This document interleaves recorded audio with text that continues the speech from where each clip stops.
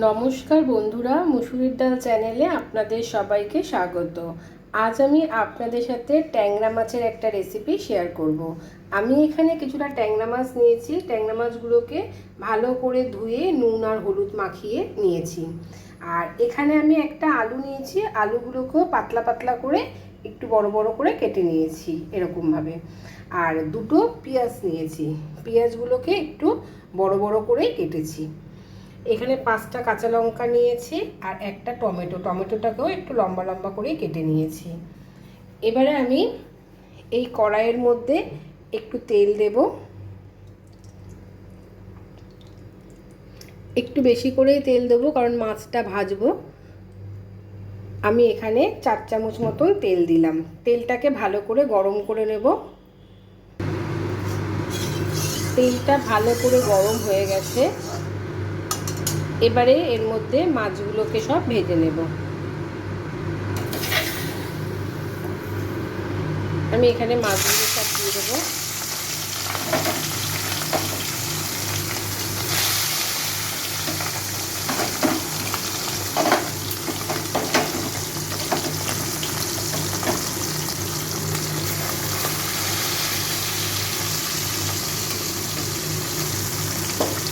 এটাকে ঢাকা দিয়ে আমি সব মাছগুলোকে ভেজে নেব।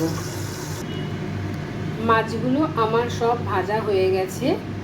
এবার আমি এই তেলটার মধ্যে সামান্য একটু কালো জিরা দেবো।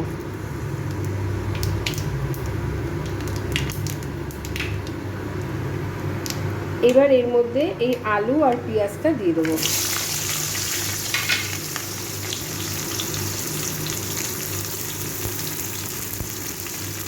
টমেটো কাঁচা লঙ্কাটাও দিয়ে দেবো।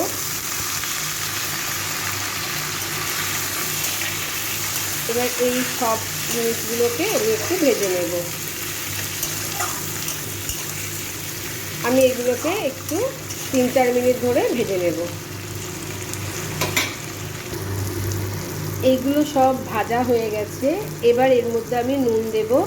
আমি এখানে 1 চামচ আর সামান্য একটু নুন দিলাম, আর একদম অল্প। হলুদ দেব। এখানে আমি 1/2 চামচ হলুদ দিলাম। অল্প একটু লাল ঝাল লঙ্কার গুঁড়ো দিচ্ছি, একদম অল্প। সামান্য একটু কাশ্মীরি লাল লঙ্কার গুঁড়ো দিচ্ছি। আর 1/2 চামচেরও একটু কম আমি জিরার গুঁড়ো দিলাম। এই মশলাগুলোকে একটু ভালো করে মিশিয়ে নেব।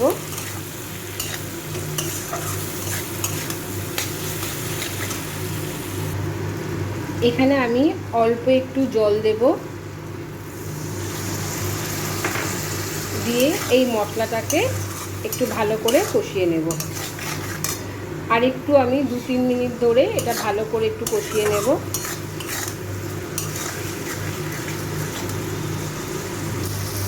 মশলাটা খুব ভালো করে কষানো হয়ে গেছে। এবার আমি এর মধ্যে জল দিয়ে দেবো। আমি এখানে 1 বাটি আর অল্প একটু জল দেব।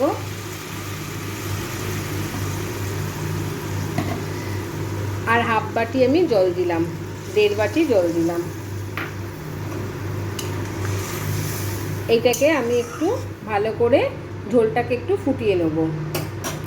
আমি ঝোলটাকে একটু ঢেকে এটাকে একটু 3-4 মিনিট ধরে একটু ফুটিয়ে নেব, গ্যাসের ফ্লেমটাকে কিন্তু মিডিয়ামে রেখে। ঢাকনাটা এবার খুলছি।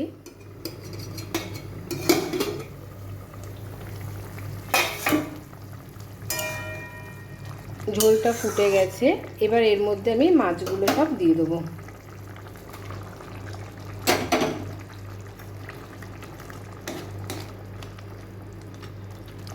মাছগুলো দিয়ে এটা আরও আমি 3 মিনিট মতন একটু ফুটিয়ে নেব।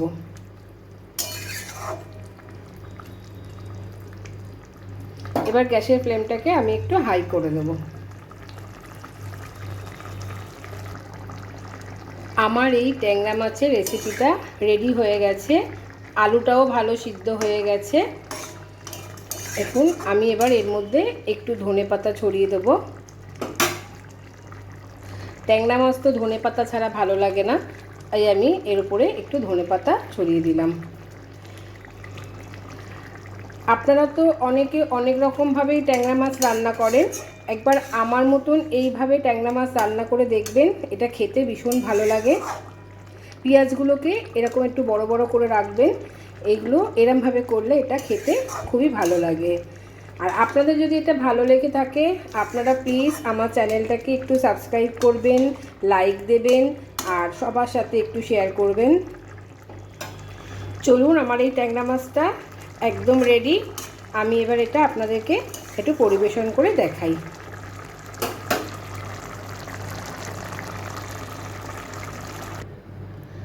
আমার এই ট্যাংরা মাছের রেসিপিটা একদম রেডি হয়ে গেছে। আপনারা কিন্তু এটা অবশ্যই বাড়িতে বানাবেন, আর আপনাদের এটা কেমন লাগলো আমাকে একটু কমেন্ট বক্সে লিখে জানাবেন। আজকের ভিডিওটা এখানেই শেষ করছি, আবার আসবো আর একটা ভিডিও নিয়ে। আপনারা সবাই ভালো থাকবেন, সুস্থ থাকবেন।